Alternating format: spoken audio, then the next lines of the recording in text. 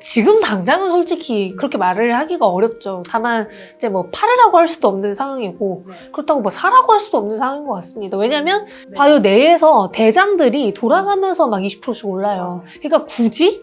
지금 좋은 회사들이 워낙 많아져가지고 저는 그래도 살만한 기업들이 많은 상황에서 제일 많이 오른 기업을 살 필요는 없다. 네, 안녕하세요. 오늘 그로스 리서치 초대석은 유튜브 원리버의 강하나 연구원님 모셨습니다. 어서 오세요. 안녕하세요. 네, 저희가 채널에서 2차 전지 이야기 좀 위주로 다루다가 오늘 좀 신선하게 바이오 쪽 이야기 다루려고 하는데 또 거긴 또 연구원님만한 분이 없잖아요. 그건 아니지만. 네, 그래서 저희 그로스 리서치 보시는 분들을 위해서 한번 자기소개 간단하게 부탁드릴게요. 네, 안녕하세요. 저는 증권사에서 제약바이오 애널리스트로 한 2년 정도 근무를 하다가 1년 정도에 나와서 지금은 대학원에서 박사과정을 하고 있고 좀 취미로 유튜브 원리버 강하나라는 제약바이오 미용 관련 유튜브를 하고 있습니다. 네, 반갑습니다. 저도 사실 그 연구원님이 올려주신 리포트 좀 보기도 했거든요. 애널로 계실 때. 네, 그래서 감사합니다. 너무 반가웠고 저희 제약바이오가 최근에 또 엄청 핫하지 않습니까? 맞아요. 거의 주도주로서의 역할을 좀 해주고 있는 상황인데 이게 금리 인하 기대감도 있고 미국 대선 수혜 이야기도 네네. 많죠. 거기다가 기술 이전 모멘텀 가지고 있는 네. 기업들도 너무 많아서 하반기가 이제 9월, 10월, 11월, 12월 4달이 남았잖아요. 이 4달 동안 제약바이오가 지금 같은 좋은 분위기를 유지할 수 있을까가 관건이거든요. 네. 그렇게 보세요?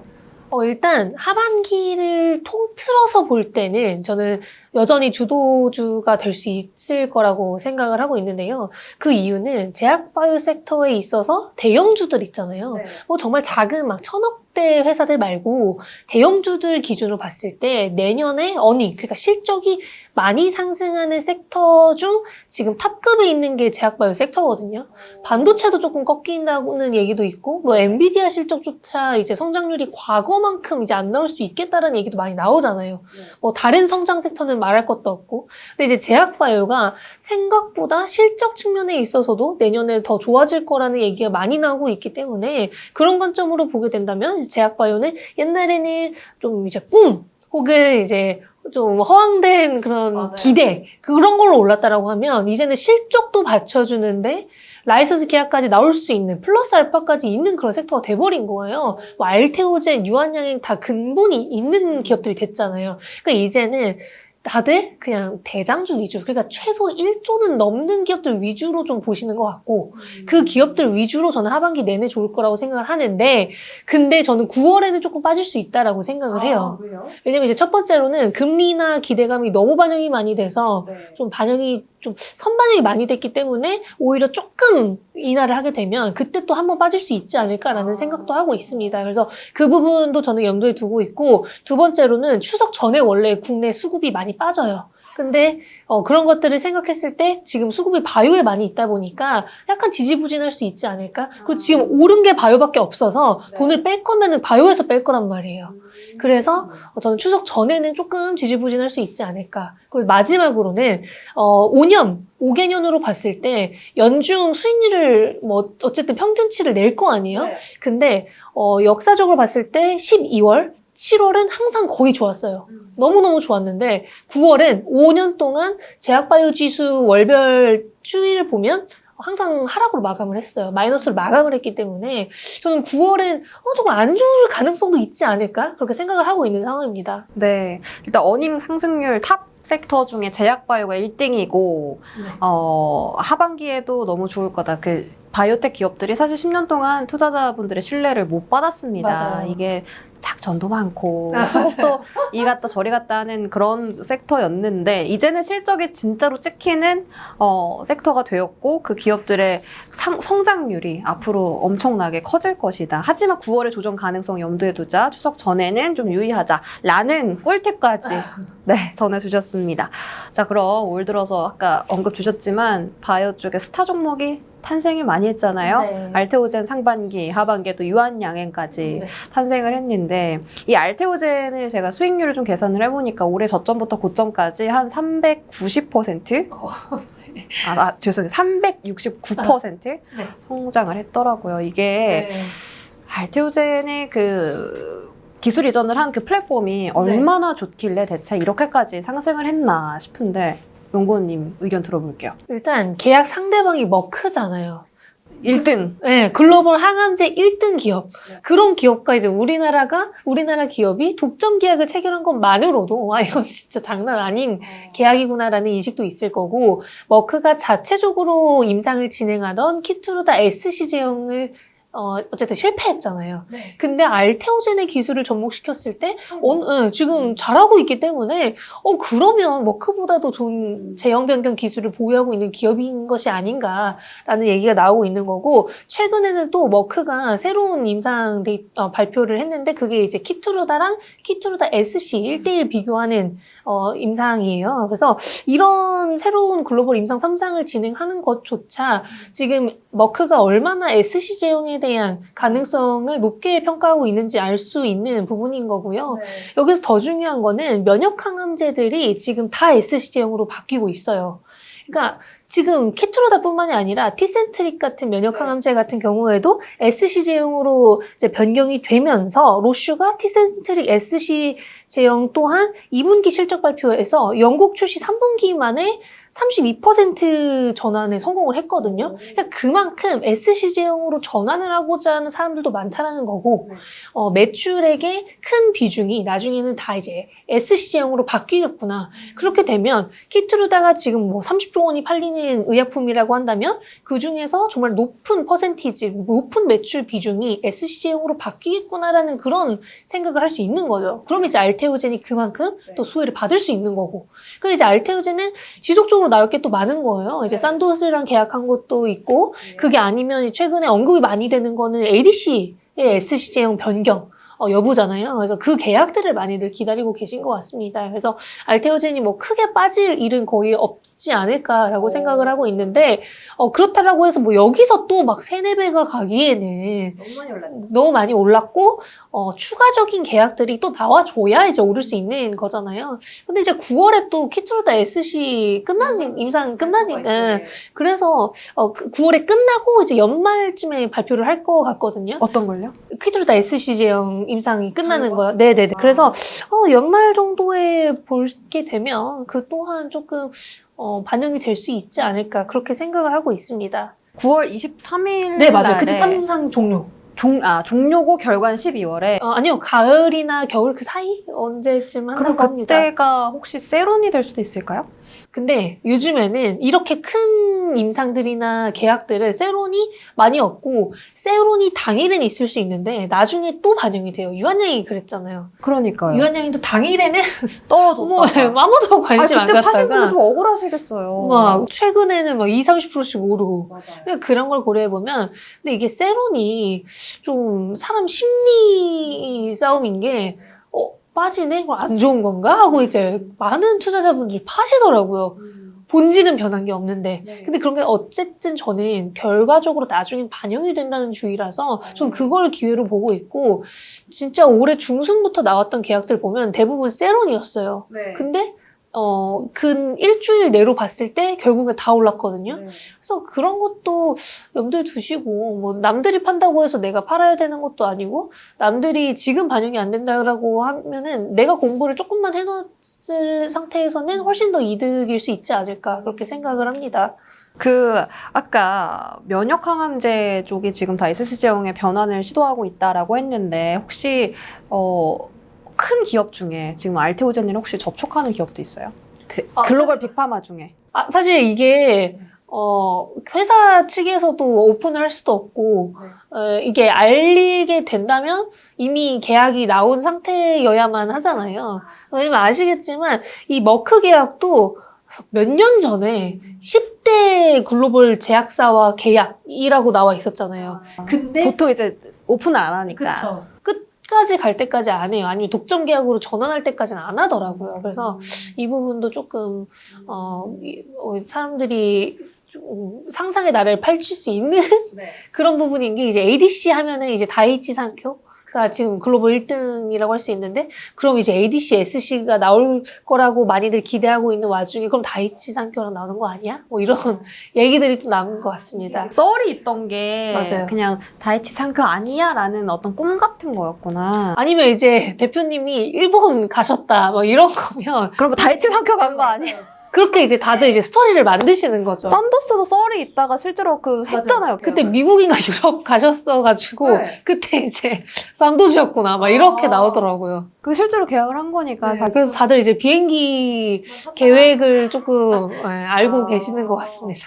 아, 되게 구체적으로 알고 계시는구나. 그럼 뭐 거의 뭐 면역 항암제에다가 바이오 시밀러에다가 ADC까지 다 알테오젠 플랫폼을 가져가면 앞으로의 밸류가 엄청나게 커지겠네요. 그쵸. 그런 부분에 있어서 뭐 지금도 매수 구간이다라고 보세요, 혹시?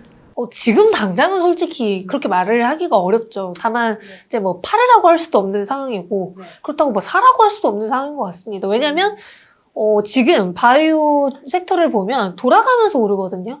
네. 바이오 내에서 대장들이 돌아가면서 막 20%씩 올라요. 그러니까 굳이?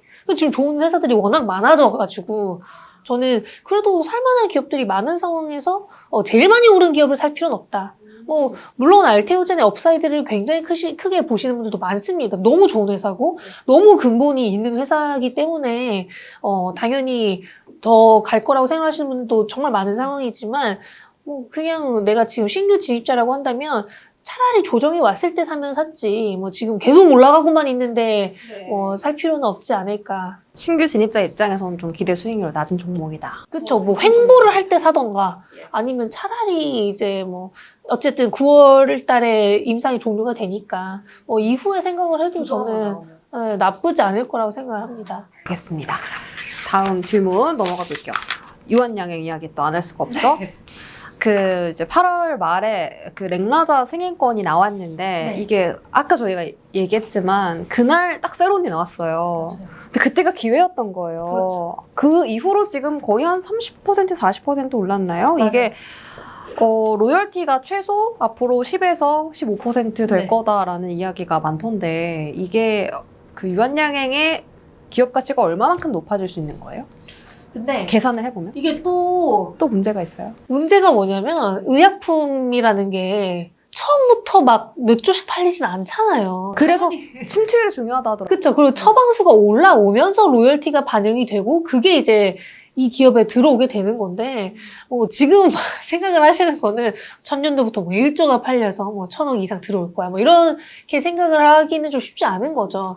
다만 일단 FDA 승인 그리고 유럽 승인을 받게 되면 1,000억 원 이상이 현금으로 들어오기 때문에 그런 것들을 기대를 하시는 게 맞지 뭐 지금 당장 첫 해부터 뭐 몇 조가 팔려서 이게 뭐 로열티로 들어오는 것만 뭐 몇 조다 몇 천억이다 이렇게 생각을 한다기보다는 처방수가 계속해서 올라갈 것이고 올라간다면 이제 타그리소와의 경쟁 구도에서 얼마나 빛을 볼 수 있는지가 저는 메인일 것 같고요. 여기서 또 다른 거는 이번에 승인받은 거는 아미반타맙이랑 레이저티닙의 병용투여 승인이잖아요. 네. 근데 아미반타맙 IV 제형이란 말이에요. 메인은 아미반타맙 SC 제형이랑 병용투여일 거예요. 결국엔. 그래서 최근에 아미반타맙 SC 제형도 우선 심사권을 받았거든요. 네. 그만큼 아미반타맙 SC 제형이 메인이라는 것도 알 수 있었고 승인을 IV 제형보다는 빨리 받을 수 있겠구나라는 생각도 갖게 됐는데 그렇게 되면 이제 SC 제형이랑 레이저티닙이 병용투여했을 때의 승인 여부가 조금 더 크게 반영이 되지 않을까. 저는 그게 메인이라고 생각을 합니다. 이게 쏙쏙 이해가 돼요 지금. 이게 알테오젠이랑은 좀 다른 게 네네네. 알테오젠은 있는 약의 제형만 바꾸는 거고 이거 신약이니까 이제 매출이 얼마나 되느냐가 일단 가장 중요한데 그쵸. 그리고 어차피 SC용으로 얘네도 스타트할 생각이거든요. 그래서 IV 제형도 너무 좋지만 어쨌든 뭐 레이저티닙이랑 아미반타맙 SC가 베스트잖아. 레이저티닙은 경구형이고. 그러면 지금 SC용은 이번에 더 편하고. 승인받은 게 아미반타맙 IV 맞아요. 병용요법이고 그럼 SC제형 병용요법 승인은 언제 나요? 연말을 기대하시는 분들 많은 것 같아요. 그래서 그게 되면은 훨씬 더 저는 큰 가치를 반영받을 수 있을 거라고 생각을 하고 있고 유한양행이 더 각광받는 이유는 이게 다가 아니기 때문이거든요. 파이프라인이 되게 많은 회사예요. 그동안 R&D 투자를 많이 했어요. 진짜 많이 네. 했어요. 근데 이 사람들이 막 제약사라고 뭐 내 노잼이다 뭐 이렇게 했었는데 이러면서 회사들이 훨씬 좋잖아요. 네. 하방도 막혀 있고. 맞아. 그래서 제약사들이 바이오텍보다 연구개발 비용을 더 많이 쓰거든요. 녹십자, 대웅제약, 뭐 유한양행, SK바이오 훨씬 더 많이 써요. 그러니까 네. 제약사라고 이제 재미없는 게 아니라 이 기업들은 돈도 벌고 시장개발도 잘하는 회사들이라고 생각을 하는 게 맞는 거고, 그게 이제서야 조금 반영이 돼서 최근에 이제 대형 제약사들도 올라와주고 유한양행을 승인까지 받아버린 그런 상황이 된 거죠. 호재 겹호재네요. 그렇죠. 그래서 유한양행이 뭐 비알코올성 지방간염 치료제도 뭐 이미 빅파마에 라이선스 아웃한 이력도 있고, 그게 아니라고 해도 최근에는 유한양행이 지아이노베이션이랑 공동 개발 중인 파이프라인도 뭐 라이선스 아웃 얘기가 나오네 마네 뭐 이런 얘기가 있는 것 같아요. 그만큼 파이프라인들이 워낙 많고, 유한양행은 우리나라 바이오텍으로부터 좀 좋은 의약품들 많이 라이선스 인해오잖아요. 그러니까 눈이 좋은 것 같아요. 그래서 캐스팅을 잘하네요. 맞아요. 그리고 그걸 또 이제 빅파마에 한 번 더 파야하는 전략을 갖고 있어서 뭐 추가적인 차세대 그런 파이프라인들도 가능성이 있지 않을까. 그래서 저는 유한양행을 오스코텍보다 더 좋아하는 이유가 차세대 파이프라인이 너무 많아서입니다. 그러면은 그 차세대 파이프라인을 이제 갖고 있는 기업 중에 또 거론되는 게 ABL 바이오, 맞아요. 뭐 지아 이노베이션, 네네. 그러니까 알레르기 치료제 네네. 있고, 그 중에서 좀 가장 유망한 기업은 어디라고 생각하세요? 저는 원래 이제 리가켄 바이오가 ADC에서 맞아요. 이미 잘하고 있고, 라이센스 아웃도 빅파마랑 여러 번 한 이력이 있고, ADC가 아직까지 업사이드가 가장 많은 항암제 분야라고 저는 생각을 하는 게, 일단 우리나라에서 면역 항암제를 개발한다? 그럼 정말 너무 어려울 것 같아요. 저는 거의 불가능하다라고 생각을 하고, 면역 항암제보다는 약간 표적 치료제의 근간을 갖고 있는 ADC나 표적 항암제를 저는 선호를 합니다. 그래서 리가켄 바이오나 뭐 에이벨 바이오도 이중항체긴 하지만 마찬가지고, 그리고 이제 보로노이까지 이 세 기업들이 표적 항암제에 기반으로 하는 파이프라인들을 워낙 잘 보유하고 있고, ADC 같은 경우에는 아직까지 유방암 항암제 말고는 블록버스터급 의약품이 없잖아요. ADC라는 물질 플랫폼이 너무너무 좋은데 아직까지는 허투 타겟으로 한 것 이외에는 블록버스터급이 없다라는 것만으로도 다른 타겟으로 블록버스터급이 나올 수 있는 가능성이 높다라는 거거든요. 플랫폼은 이미 어느 정도 좋다라는 걸 모두가 인지를 하고 있으니까. 그만큼 기술력이 있어요, 지금 국내 회사들이? 그쵸. 리가켄 바이오는 충분히 그런 기술력을 보유하고 있고, 플랫폼 자체도 라이선스 아웃을 빅파마에게 한 이력이 있기 때문에 레퍼런스를 보유하고 있는 회사라고 생각을 하시면 됩니다. 그러면은 잠깐 다시 되돌아가서 일단 그 유한양행 이야기 다시 해보자면, 이제 유한양행이 최근에 주가가 많이 올랐는데 네. 이게 사실 증권가에서 제시한 목표 주가까지 다 왔거든요. 네네. 여기서 더 되게 좋은 회사다라고 하셨는데, 솔직히 이 자리에서 좀 들어가기는 네, 약간 좀 쉽지 않- 부담스럽잖아요. 네네네. 그럼에도 불구하고 앞으로 성장성만 본다면 투자 관점으로 접근해도 되는 거예요? 근데 사실 지금 유한양행이나 알테오젠을 산다? 사라고 말씀을 드린다는 저는 어려운 것 같아요. 그러니까 어차피 뭐 2차 전지 때도 그랬고 뭐 반도체 때도 그랬지만 어차피 대장이 더 가는 상황은 맞는 것 같거든요. 대장주들 위주로 많이들 투자를 하시고 대장주들을 더 선호하는 양상은 올해 너무 크게 보이잖아요. 해외에서도 그래요. 비만 치료제 했을 때 뭐 일라일릴리만 가는 뭐 이런 것처럼 어차피 대장주들이 더 갈 것 같긴 하지만 지금 당장 뭐 여기서 뭐 2배 간다라고 할 수는 없는 게 추가적인 딜이 있거나 임상 데이터를 발표하지 않는 이상은 조금 어렵지 않을까. 특히나 9월 13일에서 17일에 있을 에스모 유럽 종양학회에서 지금 유한양행이 4건을 존슨앤존슨이랑 발표를 하거든요. 근데 그것 때문에라도 세론은 저는 어느 정도 있을 수 있다라고 생각을 하고 있습니다. 세론이 있을 수 있다. 세계 폐암학회도 있고 그 에스모 종양학회도 있고 지금 여러 가지 일정들을 앞두고 있는 가운데 세론의 가능성이 좀 있다. 이것도 있고 추석까지 있으니까 조금 맞아요. 바이오는 뭐 지금 굳이 사야 되나 뭐 이런 생각은 하고 있습니다. 이 방송이 나가는 시점에 한번 좀 조정이 나올 수도 있어요. 그때 되면 이제 또 우리 연구원님의 촉이 맞은 걸로 하겠습니다. 자, 여기 이제 플랫폼 종목들 이야기 해봤고, 방금 말씀하신 일라이릴리 비만 치료제 경제 관련 네. 종목들은 최근에 좀 조정이 나오고 있습니다. 순환매 성격이 돌고 있다 했는데 사실 순환매의 그 영향을 받지 좀 못하고 있는 게 비만 치료제고 뭐 정말 일부 뭐 블루엠텍, 인벤티지랩 같은 종목들 최근에 약간 반등하고 뭐 대장주들은 반등을 좀 시도를 못하고 있는데 앞으로 비만 치료제도 이렇게 바이오 홈풍에 좀 탑승을 할 수 있을지가 궁금한데요. 어떻게 보세요? 저는 일단 기본적으로 돈이 없는 기업을 안 좋아해요. 근데 비만 치료제 기업들이 돈이 좀 없어요? 다 없죠. 지금 국내 비만 치료제 개발 기업들이 있는 기업을 제가 본 적이 없어서 동아소시오 정도? 근데 거기는 다른 일단 것도 큰 하니까. 회사니까, 예. 네, 큰 회사니까 그런 회사 말고는 좀 다 돈이 너무 없고 저는 지금 뭐 금리 인하를 한다고 해도 조금 할 건데 고금리는 올해 내내 지속될 거예요. 내년 상반기까지도. 근데 그런 관점에서 생각을 했을 때 돈이 없고 자금 조달 이슈가 있을 기업을 산다? 저는 그게 말이 안 된다고 생각을 하거든요.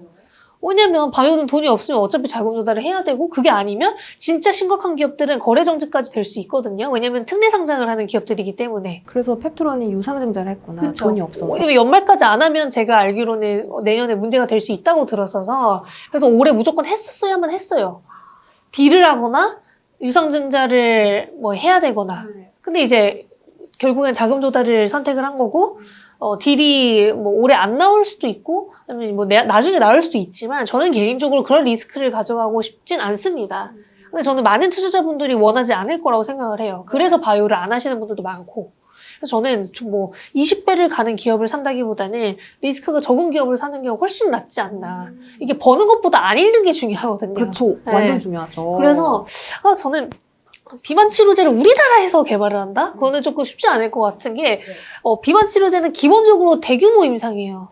대규모 임상을 우리나라에서 글로벌 임상을 하기에는 돈이 일단 없어서 라이선스 아웃을 해야 되는데 라이선스 아웃을 하기에는 특허도 진짜 짠짠하게 잘 갖고 있어야 되고 기술력이 뒷받침되어야 합니다. 근데 이제 국내 기업들이 기술력이 있을 수는 있는데 저는 정말 좋았을 거라면 작년에 릴리랑 노보노디스크가 라이선스 인을 워낙 많이 하던 시기에 되지 않았을까 이런 생각인 거죠. 했으려면 그때 됐어야 됐는데 소식이 없어. 왜냐면 너무 쌌으니까 국내 기업들이 너무 쌌으니까 충분히 살 수 있는 돈이 있었던 기업들인데 왜 안 했죠? 그래서 저는 사야 되나? 약간 저는 이런 생각을 했었습니다.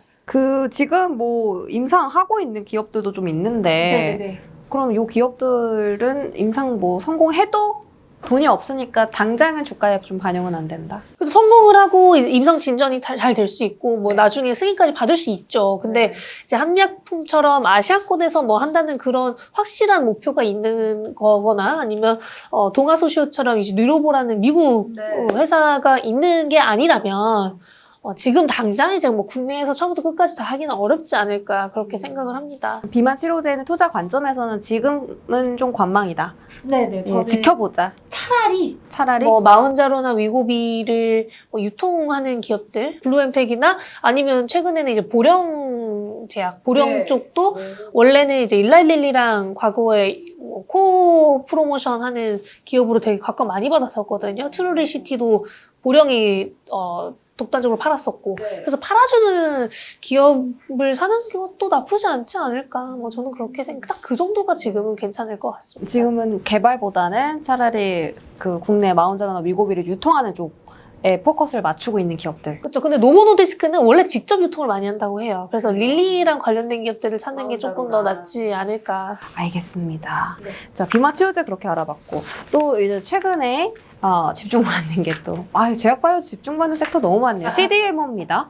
삼성바이오로직스가 100만 원 돌파 성공했었고 이 100만 원의 의미가 사실 크잖아요. 심리적으로 얘를 뚫냐 마냐 이건데 뚫어냈습니다. 이게 그만큼 지금 바이오 쪽에 수급이 핫하다라는 건데 일단 9월 달에 생물보안법 통과 이슈가 있습니다. 이거 통과하고 나서도 앞으로 쭉 이쪽 종목들 봐야 되나 이런 부분 좀 궁금한데 어떻게 보세요?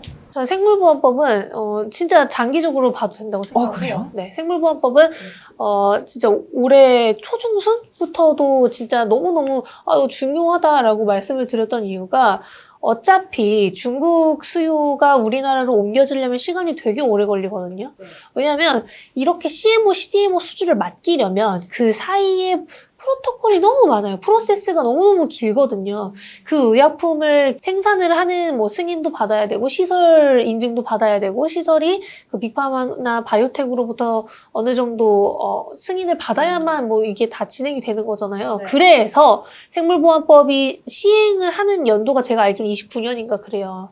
그러니까 지금 당장 시행이 되는 게 아니라 우리가 너네한테 유예기한 줄게 그 사이에 뭐 다 끝내놔 뭐 이런 거예요. 준비해놔, 공장도 짓고 네네. 해놔 이거네요. 그건데 우리나라뿐만 아니라 아시아권, 뭐 인도나 일본 쪽이 저는 수혜를 받을 수 있을 거라고 생각을 하고 있고 그 중에서 이제 우리나라 기업 중에서는 해외 GMP, CGMP, FDA가 승인을 해준 공장의 그 인증을 받은 기업들 위주로 가장 수혜를 많이 볼 것 같은데 그게 이제 ST팜이랑 삼성바이오틱스가 대표적인 거죠.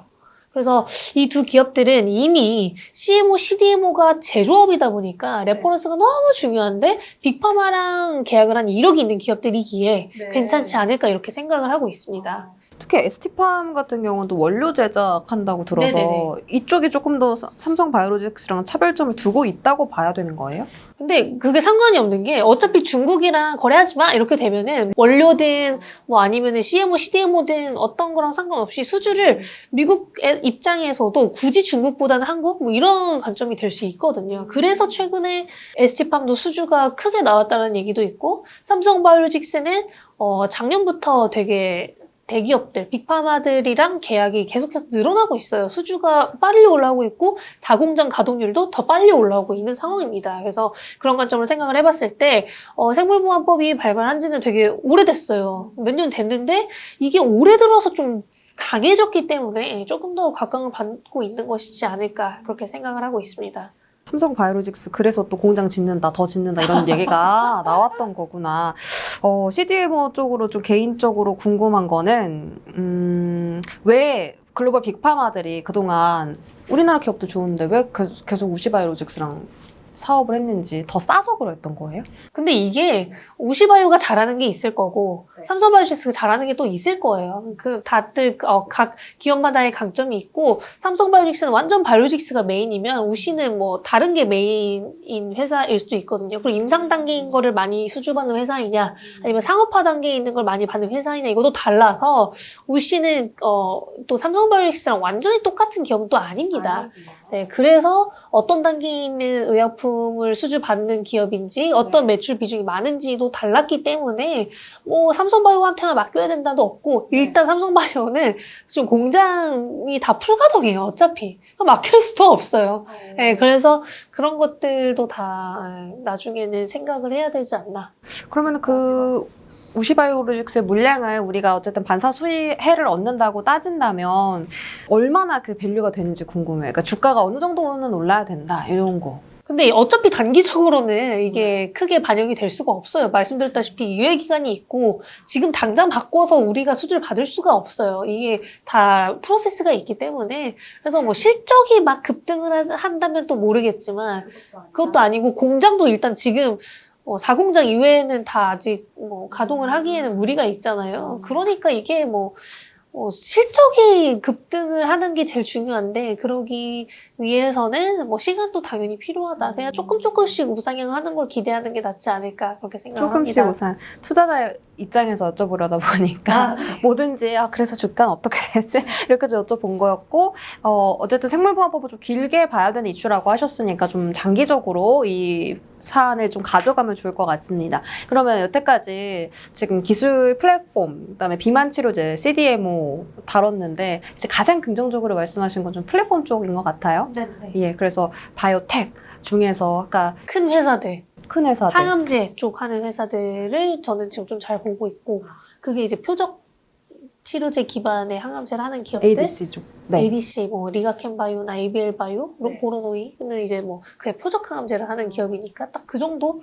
아니면은 저 생물보안법은 근데 너무 다 이제 연내까지는 좋게 보고 있어서 계속 ST팜? 봐도 ST팜도 계속 봐도 된다고 생각을 합니다. 근데 ST팜도 에스모의 데이터 발표를 앞두고 있기 때문에 그 이후에 만약에 세론이 나오면 그것 또한 나중에 기회가 될 수 있지 않을까 그렇게 생각을 합니다. 제가 마지막 질문을 다 해주셔가지고 다시 한번 제대로 여쭤볼게요. 그러면 지금까지 굉장히 좋게 말씀해주신 기업들이 많은데 가장 강하나 연구원님께서 유망하게 보는 기업 딱 하나만 말씀해 주신다면? 근데 지금 너무 많이 올라서 지금 좀 뭘 사라고도 안 하거든요. 그래요? 요즘에는. 그러면 기대 수익이 그나마 업사이드가 좀 열려있다라고 생각되는 종목은 있을까요? 그나마 지금 보로노이나 리가켄바이오 정도가 추가 계약이 나왔을 때 한 번 더 점프업을 할 수 있지 않을까 그렇게 생각을 하고 있습니다. 알겠습니다. 보로노이, 리가켄 바이오, ADC 둘 다 하는 종목이고 아니 보로노이는 ADC는 아니고 아니에요? 표적항암제. 표적항암제, 네네네. 리가켄 바이오는 ADC 네네네. 이렇게 말씀을 주셨습니다. 마지막으로 그로스 리서치 투자자분들께 바이오 섹터 투자 시에 유의할 점이 있다면 한마디만 해주시죠. 저는 그냥 이것만 아시면 될 것 같아요. 돈 없는 기업 안 보는 게 좋고 자금 조달 가능성이 높으면 어차피 한번 빠지니까 너무너무 사고 싶으면 자금 조달하고 사시는 게 제일 좋다. 그러니까 요즘에 돈 버는 기업들도 많고 좋은 기업 많으니까 레퍼런스 있는 기업들 위주로 투자하시길 바라겠습니다. 네, 알겠습니다. 지금까지 유튜브 원리버 강하나 연구원님과 함께했습니다. 고맙습니다. 감사합니다.